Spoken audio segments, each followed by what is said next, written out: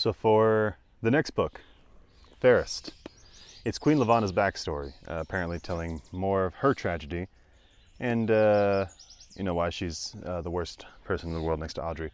So I wanted to record it nearby a lake that's near me, but I, for the life of me, cannot get past all those gnats.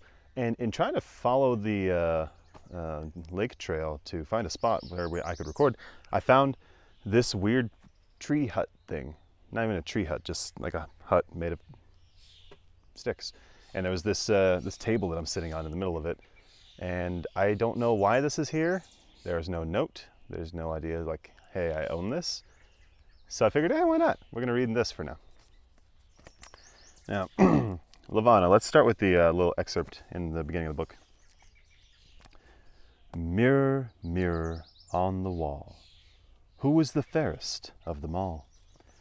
Fans of the Lunar Chronicles know Queen Levanna as a ruler who uses her glamour to gain power. But long before she crossed paths with Cinder, Scarlet, and Cress, Levanna lived a very different story. A story that has never been told, until now. Marissa Myers spins yet another unforgettable tale about love and war, deceit and death. And it has I'll see if I can't find a picture to put up on the thing, so you're not just seeing this, but gorgeous artwork of what I imagine is Levanna's palace on Luna. So that's just, wow, beautifully done. And I love how it's like very cathedral style, which I think is fitting. This book is for the readers, the lunatics, the fans. Thank you for taking this journey with me. Thank you, Marissa Meyer, for writing more books, because God knows I can't get enough of this series. Oh, that's strange. It doesn't even have like a, say, chapter 1 or book 1. It just starts into the book. That's really weird. Okay. She was lying on a burning pyre, hot coals beneath her back. White sparks floated in her vision, but the mercy of unconsciousness wouldn't come. Her throat was hoarse from screaming. The smell of her own burning flesh invaded her nostrils. Smoke stung her eyes. Blisters burbled across her skin, and entire swaths of flesh peeled away, revealing raw tissue underneath. The pain was relentless, the agony never-ending. She pleaded for death, but it never came. She reached out with her good hand, trying to drag her body from the fire, but the bed of coals crushed and collapsed under her weight, burying her, dragging her deeper into the embers and the smoke. Through the haze, she caught a glimpse of kind eyes, a warm smile, a finger curled toward her. Come here, baby sister. Levanna gasped and jolted upwards, limbs tangled in heavy blankets. Her sheets were damp and cold from her sweat, but her skin was still burning hot from the dream. Her throat felt scratched raw. She struggled to swallow, but her saliva tasted like smoke and made her cringe. She sat in the faint morning light, shuddering, trying to will away the nightmare. The same nightmare that had plagued her for too many years, that she could never seem to escape. She rubbed her hands repeatedly over her arms and sides until she was certain the fire wasn't real. She was not burning alive. She was safe and alone in her chambers. With a trembling breath, she scooted to the other side of the mattress, away from the sweat-stained sheets, and lay back down. Afraid to close her eyes, she stared up at the canopy and practiced her slow breathing until her heartbeat steadied. She tried to distract herself by planning who she would be that day. 1,000 possibilities floated before her. She would be beautiful, but there were many types of beauty. Skin tone, hair texture, the shape of one's eyes, the length of a neck, a well-placed freckle, a certain grace in the way one walked. Levanna knew a great deal about beauty, just as she knew a great deal about ugliness. Then she remembered that today was the funeral. She groaned at the thought, how exhausting it would be to hold a glamour all day long in front of so many. She didn't want to go, but she didn't have no choice. Excuse me.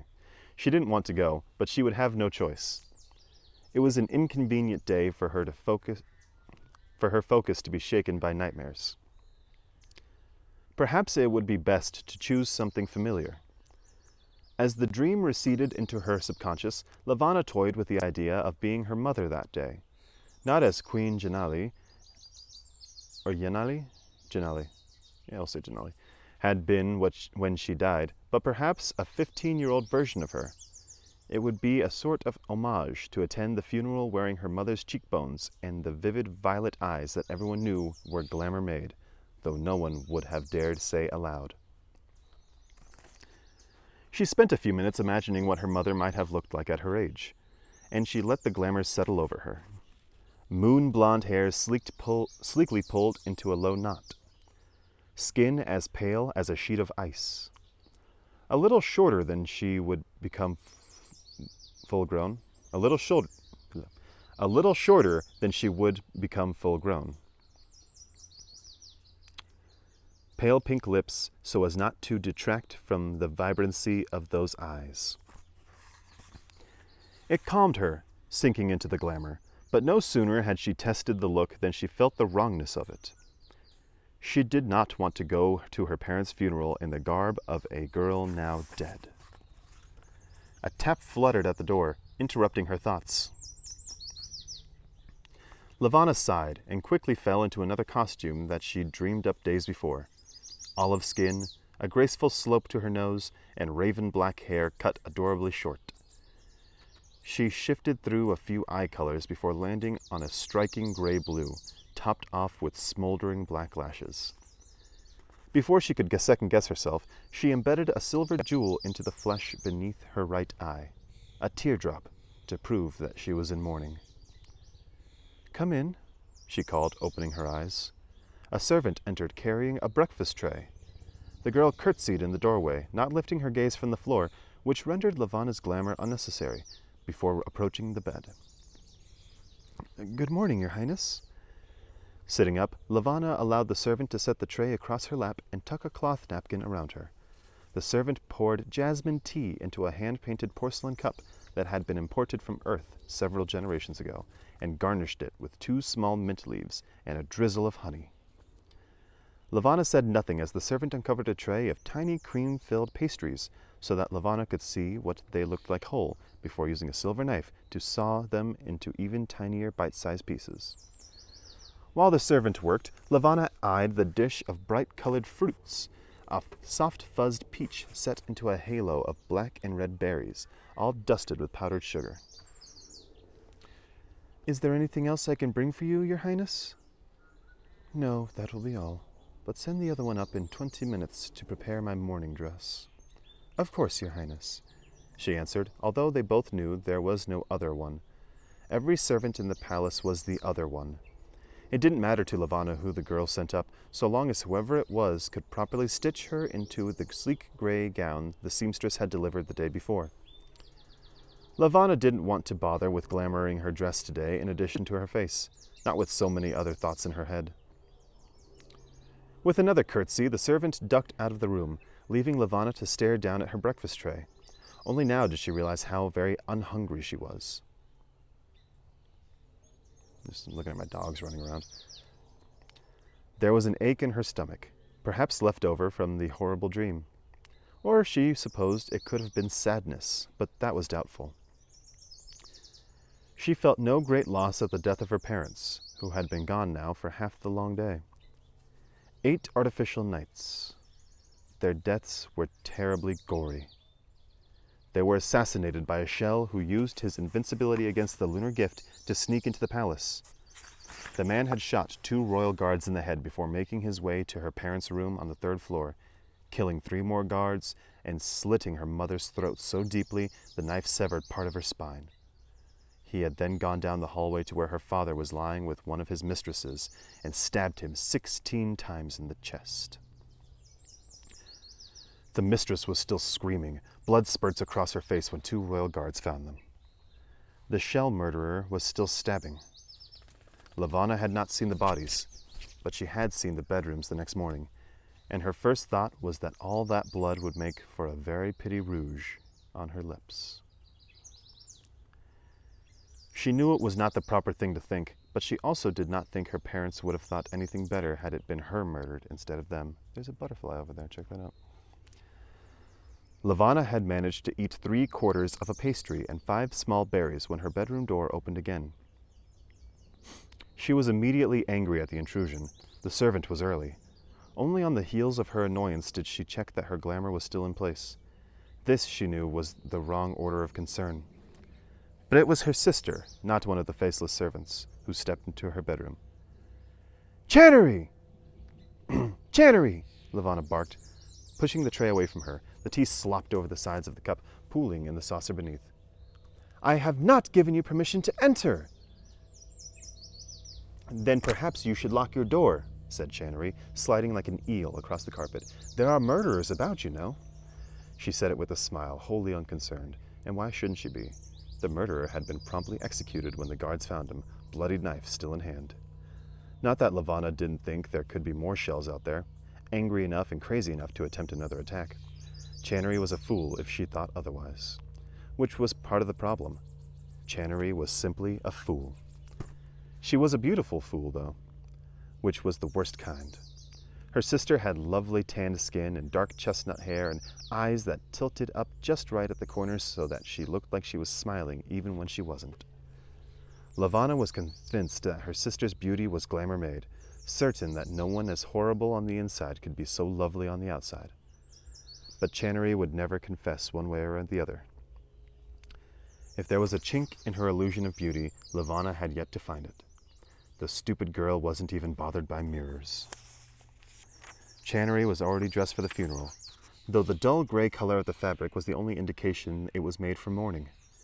The netted skirt jutted out nearly perpendicular to her thighs, like a dancer's costume, and the body-hugging top was inset with thousands of silver sparkles.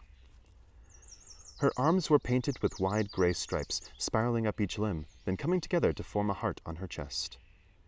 Inside the heart, someone had scrawled, "You will be missed." Altogether, the look made Levanna want to gag. "What do you want?" asked Levanna, swinging her legs out from beneath the blankets. "To see that you won't be embarrassing me by your appearance today."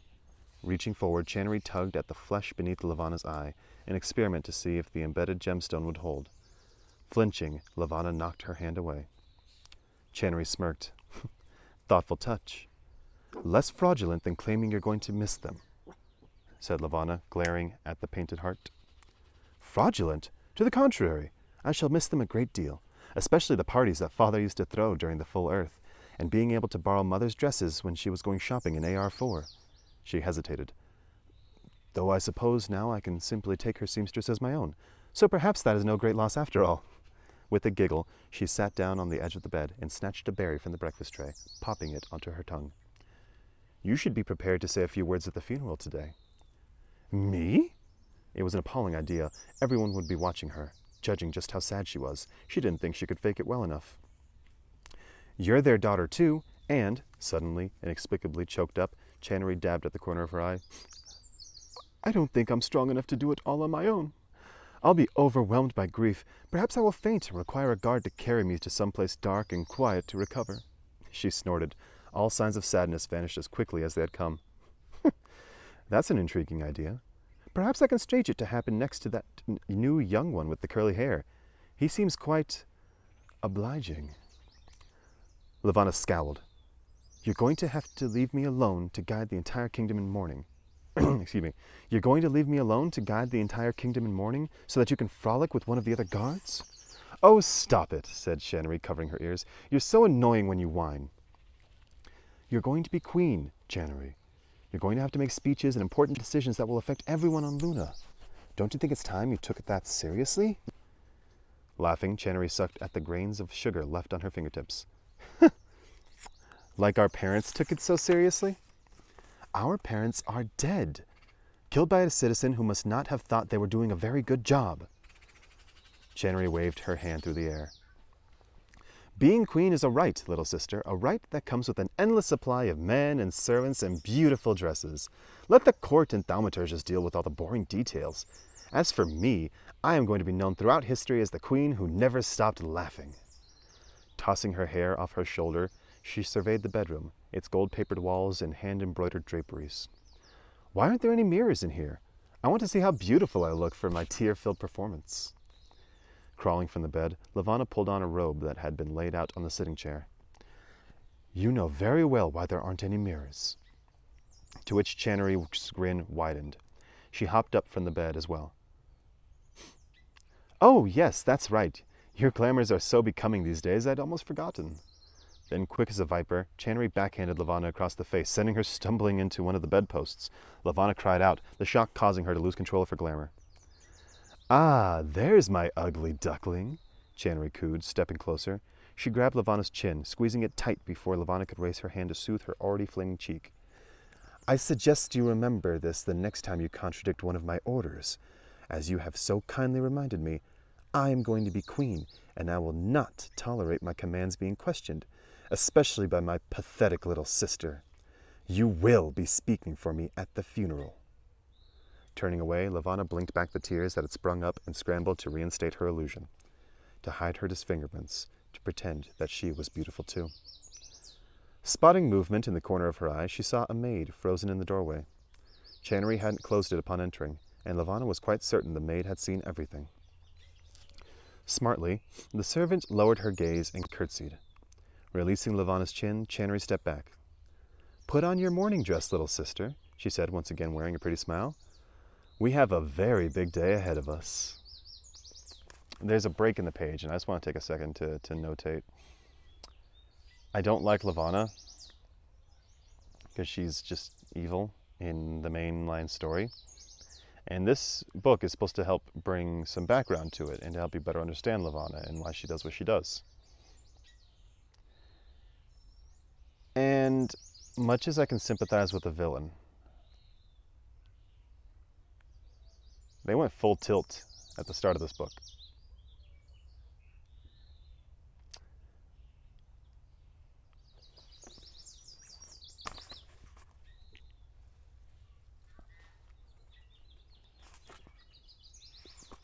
Marissa Meyer is an amazing author. Break.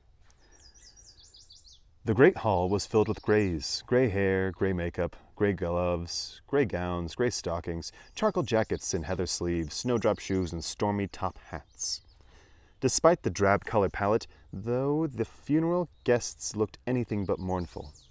For in those grays were gowns made of floating ribbons and sculptured jewelry and frosted flowers that grew like tiny gardens from bountiful poofed hair.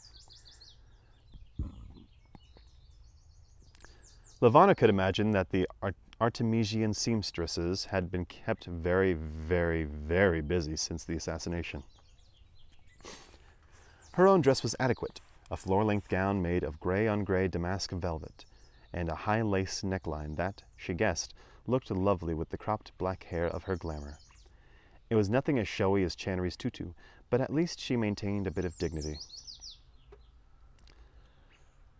On a dais at the front of the room, a holograph was showing the deceased king and queen as they had once looked in their summery youth. Her mother in her wedding gown, barely older than Levanna was now. Her father seated upon his throne, broad-shouldered and square-jawed. They were artist-rendered portraits, of course. Recordings of the royal family were strictly prohibited, but the artist had captured their glamours almost perfectly. Her father's steely gaze, the graceful way her mother fluttered her fingers when she waved. Levanna stood beside Channery on the dais, accepting kisses on her hands and the condolences of the Artemisia's families as they filtered past. Levanna's stomach was in knots, knowing that Channery planned on shirking her duties as eldest and forcing her to give the speech. Though she had been practicing for years, Levanna still had the irrational fear every time she addressed an audience that she would lose control of her glamour and they would see her as she truly was. The rumors were bad enough. Whispers that the young princess was not at all beautiful, had in fact been grotesquely disfigured by some tragic accident in her childhood, that it was a mercy no one would ever have to look on her. That they were all lucky she was as skilled at her glamour as she was, so they wouldn't have to tolerate such ugliness in their precious court. She bowed her head, thanking a woman for her lie about how very honorable her parents had been, when her attention caught on a man still a few persons back in the line. Her heart tripped over herself. Her movements became automatic. Nod, hold out your hand, mumble thank you, while all the world receded into a blur of grays. Sir Everett Hale had become a royal guard in her father's personal entourage when Levanna was just 8 years old, and she had loved him ever since, despite knowing that he was nearly 10 years her senior. His skin was ebony dark, his eyes full of intelligence and cunning while he was on duty, and mirth when he was relaxed. She had once caught flecks of gray and emerald in his irises, and ever since she was mesmerized by his eyes, hoping to be close enough one day to witness those flecks again. His hair was a mess of tightly coiled locks, long enough to seem unruly, short enough to be refined. Levanna didn't think she'd ever seen him outside of his guard uniform, which very precisely indicated every muscle in his arms and shoulders, until today. He was wearing simple gray pants and a tunic-style shirt that was almost too relaxed for a royal funeral. He wore them like a prince. For 7 years, she had known him to be the most handsome man in the entire lunar court, in the city of Artemisia, on all of Luna. She had known it even before she was old enough to understand why her heart pounded so strongly when he was near. And now he was coming closer. Only 4 people divided them. 3. 2. Hand beginning to tremble, Levanna stood a little straighter and adjusted her glamour so that her eyes were a little brighter and the jewel in her skin glittered like an actual tear. She made herself a bit taller, too, closer to Everett's height, though still small enough to seem vulnerable and in need of protection. It had been many months since she had reason to stand so near to him, and here he was, coming to her, with sympathy in his eyes. There were those flecks of gray and emerald, not a figment of her imagination after all. He was not playing the role of guard, for once, but of a mourning lunar citizen. He was taking her hand and raising it to his mouth, though the kiss landed in the air above her knuckles. Fuck. Oh, that was a bee. It scared me a little. Her pulse was an ocean in her ears. Your Highness, he said, and hearing his voice was almost as rare a treasure as seeing the flecks in his eyes. I am sorry for your loss. The sorrow belongs to us all, but I know you bear the weight more than anyone. She tried to store his words away in the back of her mind for retrieval and analysis at a moment when he was not holding her hand or peering into her soul. I know you bear the weight more than anyone. Although he appeared honest, Levanna didn't think he was overly fond of the king and queen. Perhaps his grief was because he'd not been on duty when the murders happened, so he couldn't have done anything to stop them.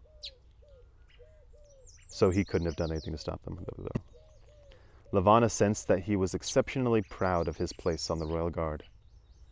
For her part, though, she was grateful that Everett hadn't been there, that some other guards had been killed instead. Thank you, she breathed. Your kindness makes this day easier to bear, Sir Hale. They were the same words she had said to countless other guests that day, wishing she were clever enough to come up with something truly meaningful. She added, I trust you know that you were a great favorite of my father's. She had no idea whether it was true, but seeing Everett's eyes soften made it as true as she cared for it to be. I will continue to faithfully serve your family as long as I am able. The proper words exchanged, he released her hand. Her skin tingled as she let it fall back to her side. But rather than move on to offer condolences to Channery, Everett turned back and gestured to a woman beside him.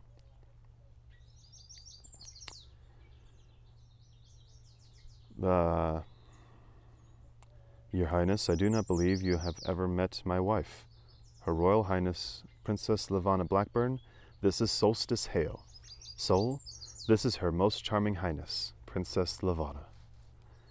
Something shriveled up inside Levanna, turning hard and sharp in her gut, but she forced herself to smile and offer her hand as Solstice curtsied and kissed her fingers and said something that Levanna didn't hear.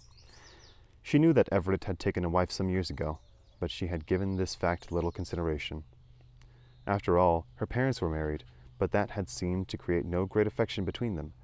And what was a wife in a world in which mistresses were as common as servants, and monogamy as rare as an earthly eclipse?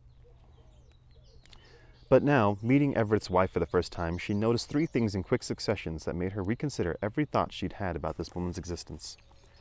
First was that she was profoundly beautiful, but not in a glamoured sort of way. She had a cheerful, heart-shaped face, elegantly arched eyebrows, and honey-toned skin. She wore her hair loose for the occasion, and it fell nearly to her waist in thick, dark strands that held just a bit of a curl. Second, that Everett looked at her with a gentleness that Levanna had never before seen in a man's eyes, and that look sparked a yearning in her so strong it felt like agony. Third, that Everett's wife was very, very pregnant. This Levanna had not known. "It is lovely to meet you."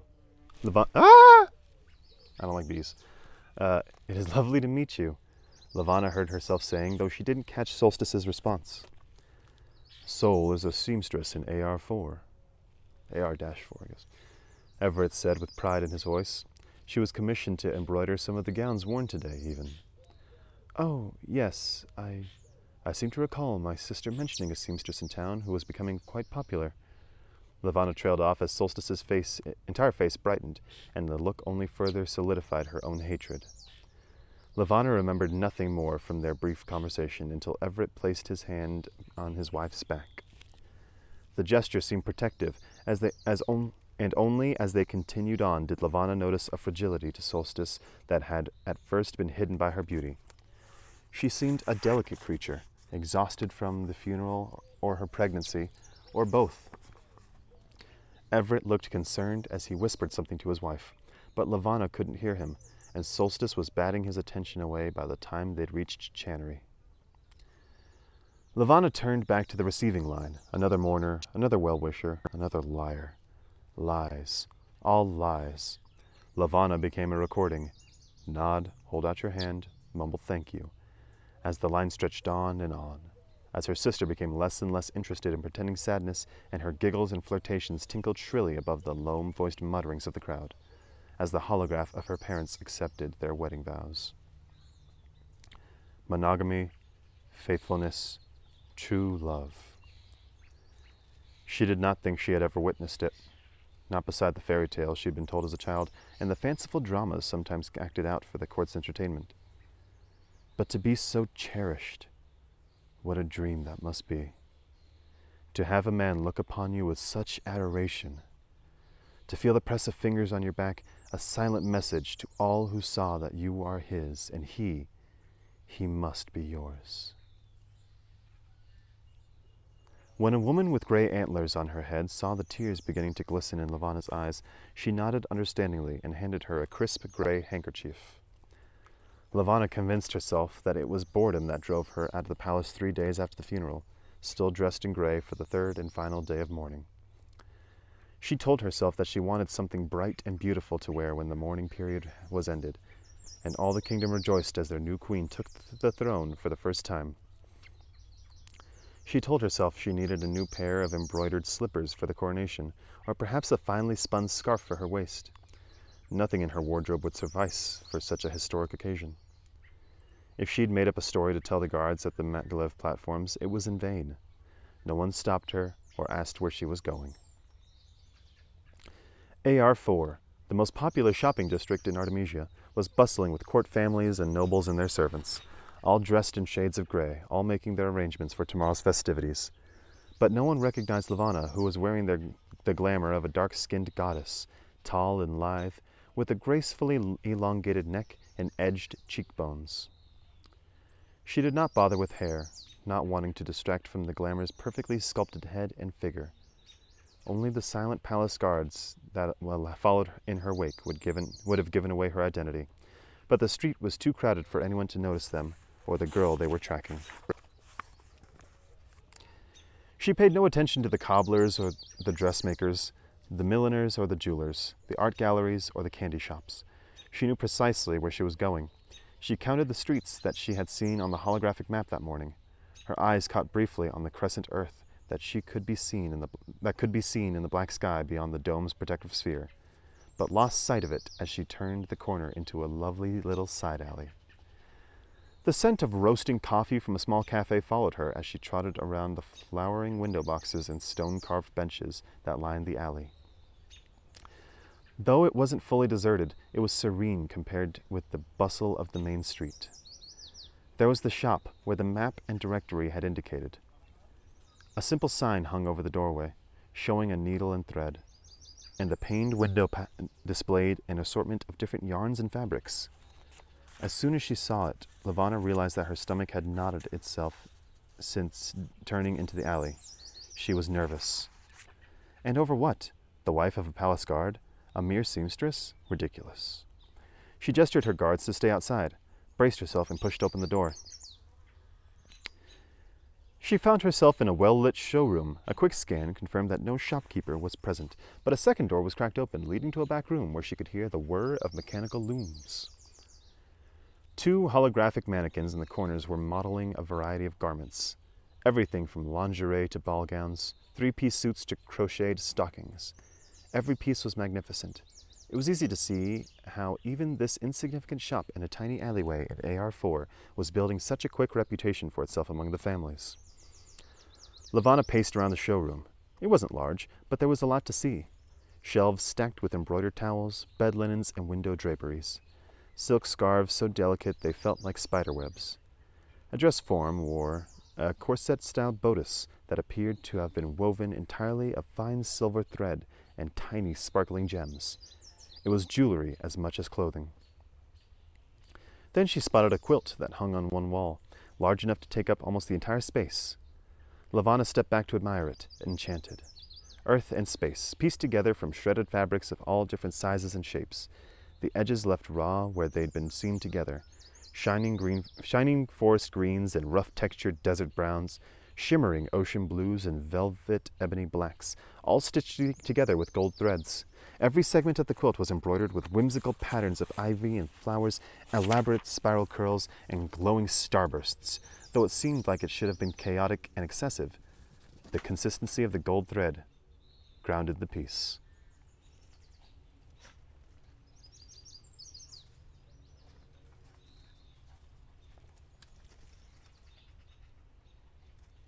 Hey. All right, let's take a little break now. Oh, I'm just now realizing this book doesn't have chapters. No wonder, it just keeps fricking going. So I guess the breaks are the chapters? Oh, well, shit. Okay. Cool.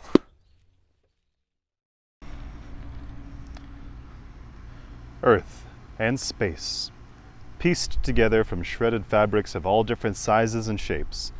The edges left raw where they'd been seamed together, shining forest greens and rough-textured desert browns, shimmering ocean blues and velvet ebony blacks, all stitched together with gold thread. Every segment of the quilt was embroidered with whimsical patterns of ivy and flowers, elaborate spiral curls, and glowing starbursts.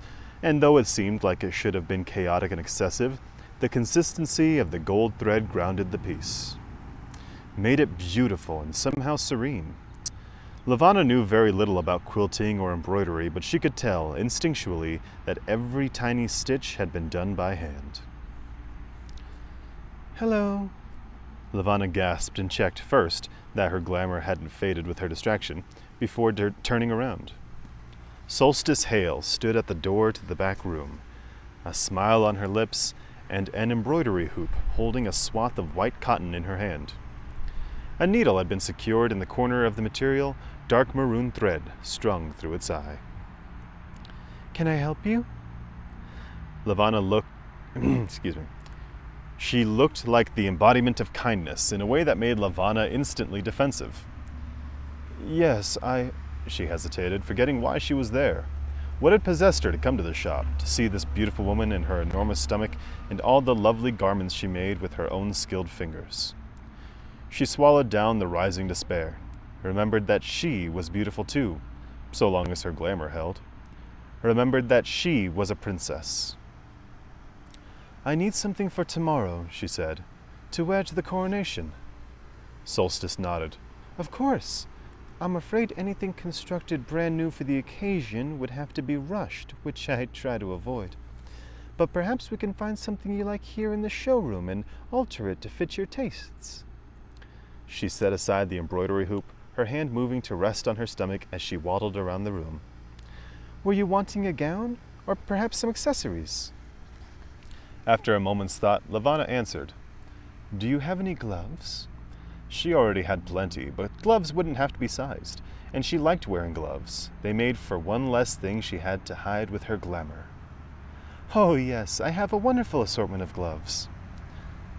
Balancing with one hand on the edge of a wooden dresser, Solstice bent over to pull out one of the lower drawers. It was filled with women's gloves, each neatly folded atop a layer of tissue paper. Will you be wearing a glamour for the occasion? Levanna stiffened. What do you mean? Solstice glanced up in surprise, and Levanna sucked in a breath, realizing that her palms were sweating. She was suddenly angry. Angry that this woman was so effortlessly pretty. Angry that tonight she would sleep beside her doting husband, that soon she would hold a wrinkled, wailing baby in her arms, and that child would never question whether it was loved or whether its parents loved each other. Nothing Levanna wanted had ever come that easily. Solstice must have noticed a darkness lurking in Levanna's eyes. She stood up, her expression showing the first hints of caution. She was breathing heavier than before, as if the small motion of opening the drawer had exhausted her, and there was a bead of sweat on her upper lip. She certainly was a fragile thing, wasn't she? And yet her gentle smile never left. I only meant that if you'll be using a glamour, we can pick out a color that will complement your chosen skin tone. Or, if you already know what gown you'll be wearing, we can coordinate the two. Trying to smother the envy that had stoked inside her chest, Levanna looked down at her hands, the long, slender fingers and flawless skin that weren't really hers. Wetting her lips, she met Solstice's gaze again. What would you choose for yourself? Solstice quirked her head to one side, reminding Levanna of the small birds in the palace menagerie when they heard an unfamiliar sound and mistook it for a predator. Solstice returned her attention to the drawer of gloves. Well, she said uncertainly, I've always been fond of jewel tones myself. Crouching again, she peeled back a couple layers of tissue paper and emerged with a set of silk gloves in rich sapphire blue. Though the gloves themselves were undecorated, their tops were rimmed with small gold chains and each had a tiny metal clasp. Levanna guessed that they would reach almost to her shoulders. Solstice held the gloves against Levanna's wrists, showing the contrast with her dark skin. What do you think? Pressing her lips together, Levanna ran her thumb over the gold clasps. What are these for? It's part of a new design I've been working on. It's meant to be a set. See, they go with this necklace. She led Levanna to a jewelry counter lined with gold chains and beads and fasteners and gestured at a gold collar. At first, Levanna assumed it was made of metal, but when she picked it up, she realized that it was tightly woven gold thread, intricately braided together and flexible in her grip. Two more clasps were attached to it on opposite sides. Sol continued. I have small filigree chains that connect it to the gloves. See? Levanna did see. It was beautiful and unusual. Two things that were always popular in court fashion, but not gaudy as Levanna found so many of the trendy pieces to be. She trailed her fingers over the braided threads and imagined wearing it on her neck. How regal she would look. How it would accentuate her throat and collarbone. How the deep blue silk would look so stunning against her honey skin and rich brown hair. Only then did she realize that in the fantasy, she looked like Solstice Hale. She set down the necklace, and Solstice gestured back to the dresser. Would you like to see the other gloves? No, said Levanna. I'll take these, and the necklace too. Oh, wonderful! Will you... do you want to take them with you today, or do you want them personalized? Personalized? Solstice nodded. That's what I specialize in. The little flourishes that, I like to think, set my shop apart from all the other seamstresses in Artemisia. If there's a particular design you'd like embroidered on the gloves, I should be able to have them done by tomorrow morning. Some of my clients like to get their favorite flower or their initials. Levanna glanced at the quilt of earth that hung on the wall. You did that, didn't you? Yes, I did. Solstice laughed, and her laughter was surprisingly giddy, like a child's. Although it took much longer than a single evening. Do you like it? Levanna frowned. She did like it, very much, but she didn't want to say so. You can embroider the gloves for me, she said. I want the design to be something whimsical, like you did in the quilt. Maybe something with an L in it, but nothing too obvious. An L? Like Luna? Her smile was back, as warm as ever. I'd be happy to. Shall I have it delivered in the morning? Yes. Levanna paused before squaring her shoulders. Have it delivered to the palace. Address it to Princess Levanna, and I will let the stewards know that I am expecting a delivery. They will see that you receive payment. Solstice's smile froze, her eyes caught between surprise and panic. Levanna knew the look well, the look when any of the palace servants realized they'd been in the presence of royalty, and their minds skittered to recall if they'd said or done anything worth punishing. Gathering herself, Solstice gave a half-curtsy, using the countertop to keep her balance. I'm sorry I didn't recognize you, Your Highness. It is such an incredible honor to be in your service.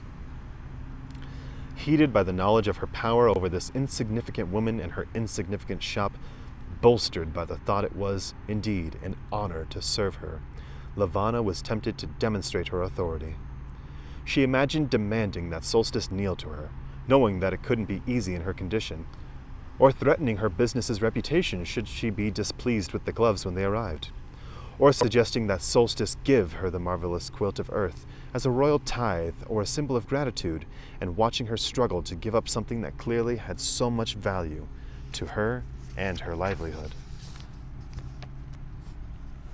But Levanna buried the fantasies before her tongue could betray her. Solstice would surely tell her husband, and then Everett Hale would never again refer to Levanna as her most charming highness. She gulped hard and forced a smile for the first time since stepping into the shop. Perhaps this was why she'd come, so that Solstice would tell her husband about the princess's unexpected visit, and that Levanna would even be wearing one of her designs to the coronation. Levanna's heart warmed to think that Everett would know what a generous princess she was. She wanted him to think about her, even if only for a moment. She wanted him to admire her. And so she lied. The honor will be all mine, she said. In wearing such an exquisite piece, I can see why Sir Hale has sung your praises so highly.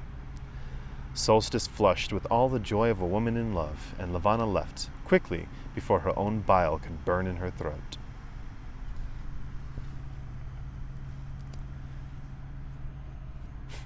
By the next morning, on the day of Channery's coronation, it seemed that all of Luna had been granted permission to pretend that the assassinations had never happened, that the memories of King Meroc and Queen Janali would live on peaceably in their history texts, and that young Channery would make for a most fair and just ruler. Levanna wasn't sure how many people believed this, and no doubt those who did had never met her sister. But Channery's right to the throne went unquestioned, even by her. They were, after all, the only known heirs of the Blackburn bloodline, that distant ancestor who had been the firstborn with the lunar gift. Channery, as the eldest royal daughter, would be queen, as her son or daughter would rule next, and the generation after that, and the generation after that. It was how the crown had been passed on since the day Luna became a monarchy, since the day Cyprus Blackburn created his own throne. Levanna would not be the one to disrupt those values now, no matter how much it irked her to know that silly, vapid Channery would spend more time batting her lashes at handsome servants than discussing the economic difficulties facing their country. But Levanna was only 15 years old, as she was so often reminded, so what did she know about it? Nothing at all, is what Channery would say, or any one of the thaumaturges who were preparing to swear fealty to her. Their bias seemed to ignore the laws that lunar royalty could rule as young as 13, with or without the advice of a council. Levanna stood on the third-level balcony, staring down into the great hall where the funeral had been, where her sister had sobbed until she could hardly breathe, and then fainted, or pretended to faint, and was carried away by, of all the guards, Everett Hale, who was standing nearby when it happened, where Levanna had been left alone to blunder through an unprepared speech of lies and fake tears. The grays were gone now, replaced with official colors of Luna, white, red, and black. An enormous tapestry hung on the wall behind the dais, depicting the lunar insignia in shimmering hand-woven threads, a design that had originated back when Luna was a republic. It depicted Luna and the capital city of Artemisia in the foreground, with Earth, once their ally, in the distance. It was a majestic piece, but it was impossible for Levanna not to think that it would have been ever more stunning had it been made by the fingers of Solstice Hale. Though countless servants were toiling away in preparation for the ceremony, and her sister was no doubt being fitted into her gown at that moment, Levanna was glad for the temporary serenity in the empty hall. She had selected a simple sapphire blue dress to match the gloves delivered to her chambers that morning. They arrived in a white box, wrapped in crisp tissue paper and accompanied by a little note from Solstice, which Levanna had thrown away without reading. The gloves were even more beautiful in the daylight that poured through the palace windows, and the embroidery was more delicate and exquisite than she'd imagined. The threads began with flourishing L's, placed covertly on her palms, before curling around her forearms and past her elbows like living vines that then blended perfectly with the chains that continued onto her neck. She almost felt like a queen standing there, and she couldn't keep away a fantasy that she was the one being crowned that day. She hadn't yet decided on an acceptable glamour for the occasion, so in that moment she became her sister, 22 years old, mature and elegant, with those ever-smiling eyes. But no, she didn't want to be Channery. She didn't want her beauty, not if it came with her cruelty and selfishness as well. No sooner had she thought it than another woman flashed through her thoughts. "I do not believe you have ever met my wife." Trying on the glamour of Solstice Hale felt like something taboo and reprehensible, and strangely right in the very wrongness of it. Levanna thought of her flawless complexion and the ringlets of dark hair draped over their shoulders.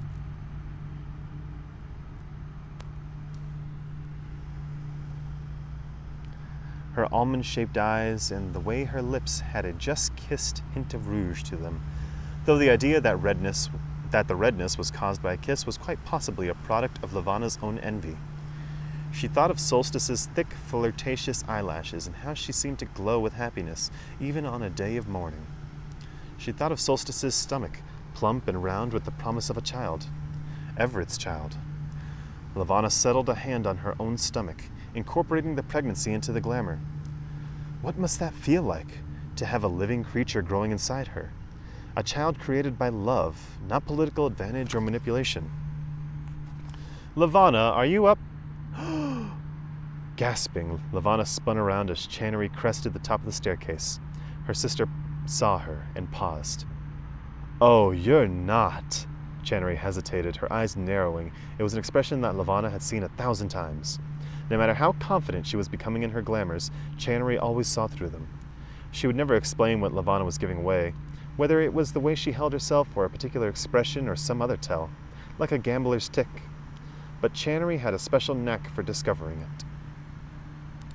Sensing that Channery hadn't yet made up her mind about the pregnant woman loitering in the great hall's upper balcony, Levanna dipped into a humble curtsy.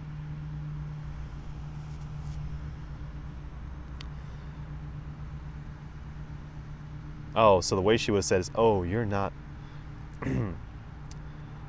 "I do beg your pardon, your Highness," she said in her meekest voice. "I should not be up here. I was only waiting for my husband to get off duty and thought I would come to admire the decorations." Thinking she had already said more than a real seamstress would, Levanna curtsied again. "May I take leave of you, your Highness?" "Yes," said Channery, still hesitant. "And don't let me catch you up here again. This isn't a playground for the desperately bored. If you need something useful to occupy your time while you're..." She gestured at Levanna's stomach. "Reproducing, I'm sure my lady's maid can find something for you to do. There will be no idleness under my rule, not even for women of your condition." "Of course, your Highness." Keeping her head bowed, Levanna ducked around her sister and darted toward the steps. "Oh, one more thing." She froze, a mere 3 steps lower than where Channery stood, and dared not meet her gaze. "You are Sir Hale's wife, aren't you?" "Yes, your Highness." She heard a soft footstep, and then another, as Channery came to stand on the step above her. Curious, Levanna dared to glance upward, regretting it the moment she saw Channery's smirk. Do tell him how much I enjoyed our time together after the funeral, said Channery, her voice lilting over the words like a stream bubbling over worn stones. He was such a comfort to me, and I hope we can enjoy each other's company again soon. Her tongue darted through the corner of her mouth as she admired the fake pregnancy bump. You are a very lucky woman, Miss Hale. Levanna's jaw fell, horror and indignation filling her head as quickly as hot blood rushed to her face. You're lying! Channery's insinuating look turned immediately to arrogance. It is you! She said, laughing delightedly. What in the name of Luna are you doing impersonating a guard's wife, and a pregnant one at that? Balling her hands into fists, Levanna turned and marched down the steps. I'm only practicing, she called over her shoulder. Practicing your glamour? Channery said, traipsing after her.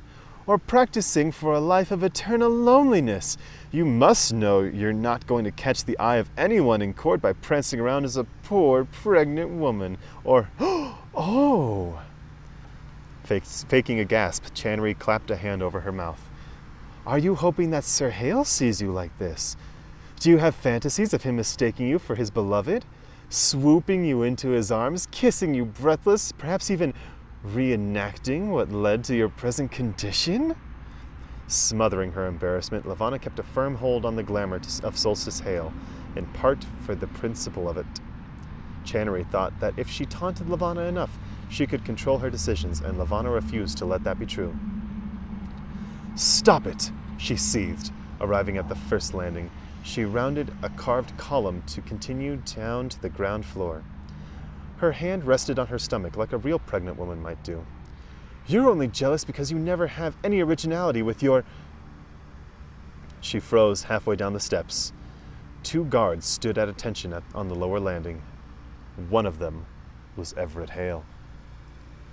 A shudder pulsed through her, from her very empty womb up through her chest and vibrating down through her gloved fingertips. Despite all his training, Everett was failing at keeping his expression stoic and disinterested. He gaped at Levanna, Solstice, and he tried so very, very hard to look professional, but it was conflicted and confused. Solstice? He stammered, brow furrowed as he took in the beautiful blue dress that pulled tight over her stomach, the elaborately embroidered gloves that he'd no doubt seen his wife working on the evening before. You're supposed to be resting. What are you doing here? Levanna gulped and wished and wished and wished that she were truly his beloved. Oops, said Channery. I guess I should have told you he was down here. It completely slipped my mind. She drifted down the steps until she was standing beside Levanna and placed a hand on Levanna's shoulder. Don't you worry, you silly man. This is my baby sister, only pretending to be your wife. She dropped her voice into an exuberant whisper. Between you and me, I think she might have a bit of a crush on you. Isn't that just darling? Levanna felt a sob in the base of her throat, clawing to get out, and knew it would succeed if she stood there a moment longer. She tried to figure out what was the worst part of this moment, that Everett had seen her impersonating his wife, or that he might have heard Channery's accusations. She decided that it was all mortifying. She decided she would rather have been stabbed 16 times in the chest than have to live through this one excruciating moment. Shoving Channery away, she hid her face, her beautiful, flawless, beloved face, and ran from the hall, ran as fast as she could, ignoring the protective guards that hastened to keep up with her, ignoring the servants that threw themselves against the walls to be out of her way. She started ripping off the gloves the second she reached her private chambers. One of the chains snapped, the hem of the other glove ripped. She unclasped the gold-braided necklace, nearly choking herself in the need to get it off. The dress was next, and she didn't care if she shredded it. She wanted to ruin it. Soon the gown and the gloves were wadded into a tight ball and thrust into the corner of her wardrobe, and she knew she would never put them on again. She was so stupid, such a stupid, stupid girl, forever thinking she could be admired, forever thinking she could be beautiful, or adored, or noticed, forever thinking she could be anything at all.